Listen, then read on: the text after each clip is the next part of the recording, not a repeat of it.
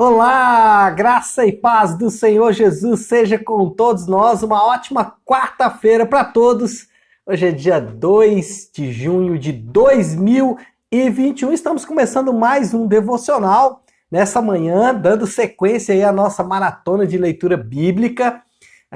Estamos já caminhando para o final aí do livro de 1 Reis. Hoje, 1 Reis, capítulo 10 e 11 e também os Salmos de número 33, ou Salmo de número 33. E aqui fica uma dica especialíssima, quase que eu fiz o devocional hoje no Salmo 33, porque ele é de fato muito lindo, e depois se você quiser, aí, se você não tiver lido ainda, faça isso, porque você vai ser muito inspirado por esse Salmo que é maravilhoso. Lembrando que é importante que você leia, né, o texto antes da gente fazer o devocional aqui, porque a gente faz uma espécie de resumo, pega algum ponto principal aí desses dois capítulos que nós estudamos. E hoje foi difícil escolher o tema para falar aqui no devocional. Por quê? Porque é um antagonismo muito grande. Nós temos dois momentos muito, mas muito distintos mesmo no reino de Salomão.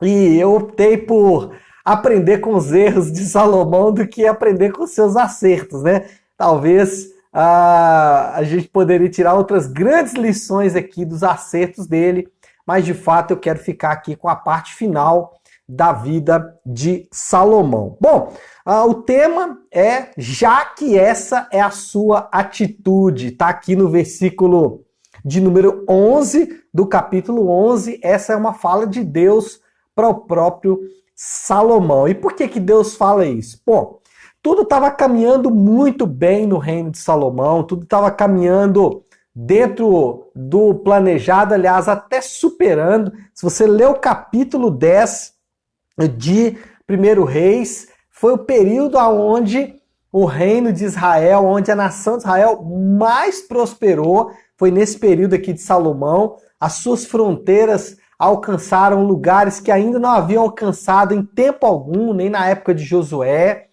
A riqueza do reino de Salomão era um negócio impressionante.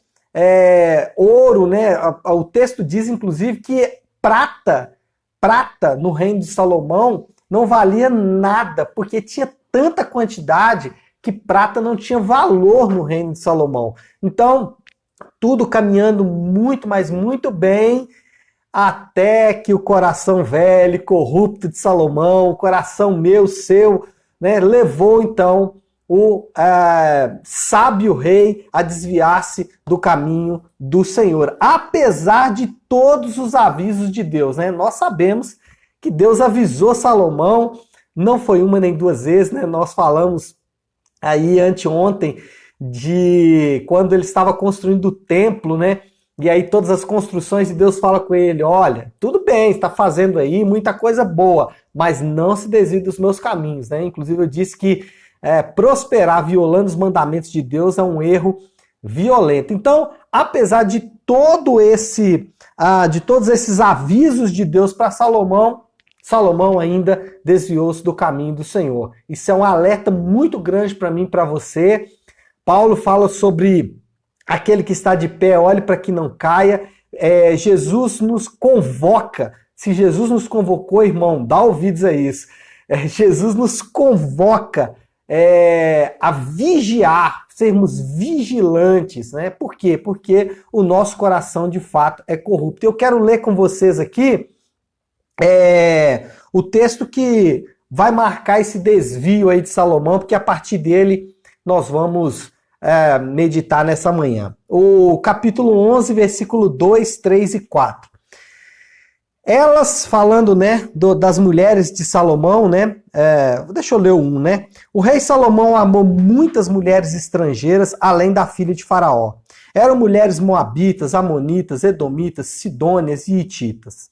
Elas eram das nações, preste atenção, elas eram das nações a respeito das quais o Senhor tinha dito aos israelitas: vocês não poderão tomar mulheres dentre essas nações, porque elas farão desviar-se para seguir os seus deuses. No entanto, Salomão apegou-se amorosamente a elas, casou com 700 princesas e 300 concubinas, e as suas mulheres o levaram a desviar-se.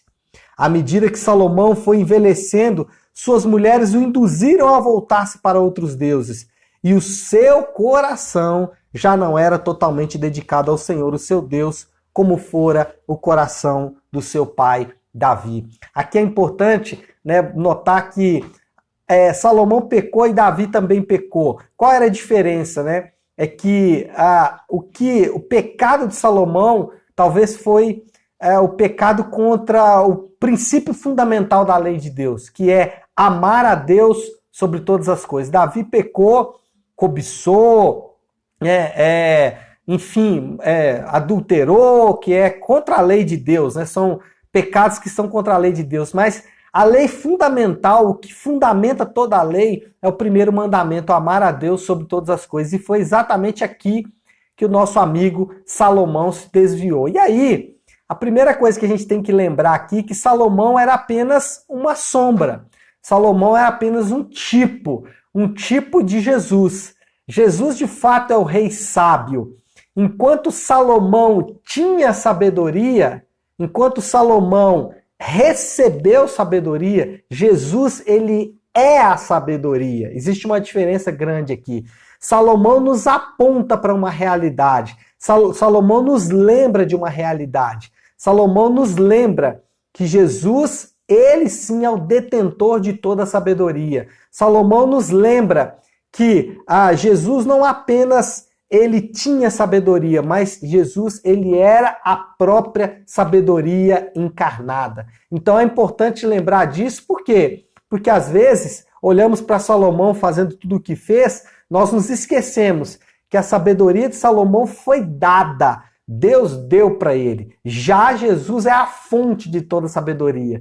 E aquilo tudo que Salomão falou durante a sua vida, as pessoas, né, como o texto bíblico diz, as pessoas vinham de longe para ouvir a sabedoria de Salomão. Isso acontece também com a palavra de Deus. As pessoas de vários lugares amam a palavra de Deus. Por quê? Porque ela é a essência da sabedoria, ela é a própria sabedoria manifesta na pessoa de Jesus. Então essa é a primeira coisa que tem que ficar claro para mim e para você. Quer encontrar sabedoria? Você pode ler as páginas da Bíblia que você vai encontrar a sabedoria. E se você quiser encontrar essa sabedoria encarnada, é só ler quanto Jesus, né, ou o que Jesus falou. Era muito interessante que a Bíblia diz que as pessoas ficavam maravilhadas com o ensino de Jesus. E por quê que as pessoas ficavam maravilhadas com o ensino de Jesus? Porque Salomão ajudava as pessoas a interpretar a história. Outros homens sábios, filósofos, pensadores, homens inteligentes e homens sábios, eles nos ajudam a interpretar a história, né? Mas Jesus, por que as pessoas se maravilhavam com a sua doutrina? Porque Jesus escreveu a história. E aqui está toda a diferença. Então a primeira coisa que eu e você precisamos saber e nos lembrar é isso. Salomão era uma sombra, Salomão era um apontamento, Salomão nos lembra que Jesus tem toda a sabedoria, Salomão nos lembra que ouvir as palavras de Jesus descritas na Bíblia é ouvir a própria sabedoria falando. Bom, o que aprendemos com a queda de Salomão? Primeiro, casamento é coisa muito séria para Deus. Então eu estou falando aqui para um grupo de pessoas que ou são casadas ou ainda vão se casar, né? Normalmente essa é uma busca, exceto para aquele grupo de pessoas muito restritos, são os celibatários, né? Normalmente nós, eu, você, todas as pessoas têm esse desejo, ou estão em um casamento ou querem se casar. O que nós precisamos aprender é que casamento é coisa muito séria. Casamento não pode ser tratado de qualquer maneira. Casamento não pode ser decidido de qualquer maneira. Casamento não pode violar os mandamentos do Senhor. Casamento não pode violar as leis de Deus. Casamento não pode violar aquilo que o Senhor Deus deixou estabelecido para o casamento. Depois, se você quiser, Jesus falou sobre o casamento. Lá em Mateus capítulo de número 19, ele falou que o casamento é monogâmico, ou seja, homem, né, com uma mulher, não é poligâmico como Salomão fez aqui. heterossexual, homem e mulher, e perpétuo, até que a morte nos separe. Ou o que uniu o Senhor, o homem não separe. Foi o que Jesus falou lá em Mateus capítulo 19. Então, não trate o casamento como uma coisa insignificante, trate o casamento como uma coisa muito séria, porque Deus trata o casamento de forma muito séria. E no caso aqui de Salomão, o problema dele foi exatamente por não considerar a lei de Deus sobre o casamento. Deus falou, olha, não se case, né, com o povo de Israel, falou, não se case com quem não professa a mesma fé que vocês, não se casem com quem não é israelita, porque o seu coração já naturalmente gosta do pecado. Se você casar com alguém que vai te induzir ao pecado, certamente você vai cair. Essa era a lei de Deus. Paulo fala sobre isso em Coríntios, ele fala sobre o jugo desigual, sobre a aliança entre um crente e um descrente. Então são coisas muito sérias que nós precisamos considerar. Pastor, eu já estou num relacionamento de casamento. Então, meu amigo, vai até o fim. O que o Senhor ajuntou, não separe o homem. Então essa é a primeira coisa. Casamento é coisa muito séria e a forma como nós temos tratado o casamento, e não estou falando só de crentes, estou falando de forma geral, é de fato assustador, né? Como as pessoas têm feito com o casamento, é um negócio impressionante. Casamento é coisa muito, muito séria. A segunda coisa que nós aprendemos aqui com a queda de Salomão é que não podemos brincar com o pecado. Olha, brinca de roleta russa, mas não brinca com o pecado, não. Brinca de roleta russa, né? Pega lá uma bala, põe no revólver, roda e tenta dar na cabeça. É menos perigoso do que você brincar com o pecado. Não brinque com o pecado. Não fique cocheando entre dois senhores. Não fique cocheando entre Deus e entre o pecado. Não faça isso. Não brinque com o pecado. O pecado, ele é letal. O pecado, ele é mortal. O pecado é traiçoeiro, ele é enganoso.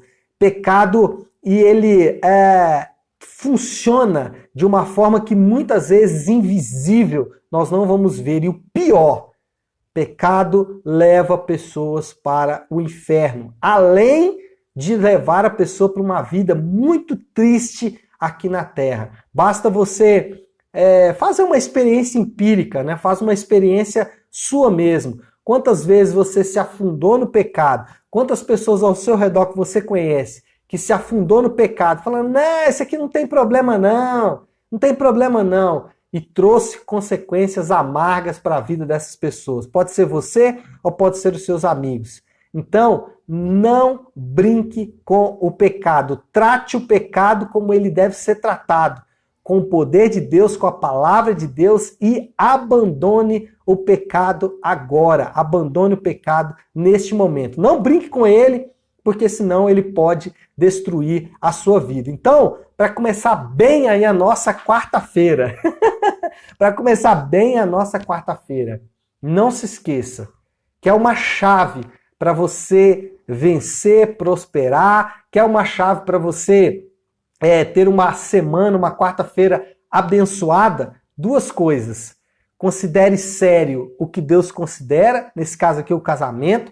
Seus relacionamentos amorosos precisam ser encarados de forma muito séria. Os seus relacionamentos amorosos precisam ser encarados de forma muito séria. E segundo, não brinque com o pecado. Tá certo? Vamos orar então, pessoal. Vamos colocar tudo isso aí diante do Senhor. Se você puder aí, então, agora, pare um pouquinho o que você está fazendo e vamos juntos colocar isso aí na presença do Senhor. Se você puder, feche seus olhos e vamos orar.